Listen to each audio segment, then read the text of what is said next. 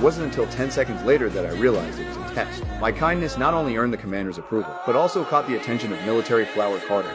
My name is Steve Rogers. Before this, my military life had not been smooth sailing. I suffered from 5 chronic illnesses, and I was unusually short and thin. What others could easily accomplish in daily training was extremely difficult for me. Moreover, there were those in the barracks who enjoyed bullying me, making my training even more challenging. But my heart remained resilient and never gave up. Even when I was struggling to breathe, I would tightly follow the last person in the group. On this day, the instructor unexpectedly showed mercy. He pointed to an 8-meter-high flagpole and said, "Whoever can take down the flag at the top can ride back with Carter." This immediately excited all the soldiers, but the flagpole was as slippery as if it had been coated with oil. Nobody's got that flag in 17 years! Just as everyone else gave up on the opportunity, I, at the back of the line, had a different idea. I stepped forward and pulled out the pin from the flagpole.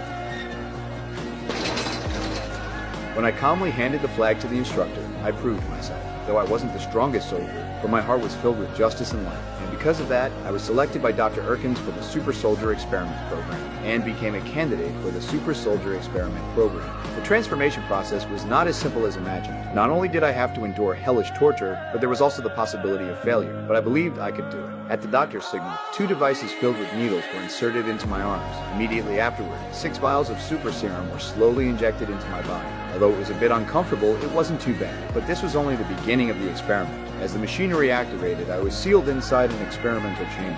As energy was injected, the chamber emitted a blinding light. However, when the energy reached 70%, my agonized screams echoed from within. The doctor immediately attempted to halt the experiment, but I stopped him. It wasn't until the energy reached 100%, causing the entire power system to shut down. The modified equipment finally stopped. However, there was no sound inside the experimental chamber. Had the experiment failed, but when the experimental chamber slowly opened, everyone present was stunned. The previously frail and weak man had transformed into a perfect hunk. I endured all the hardships with unwavering resolve and completed the transformation.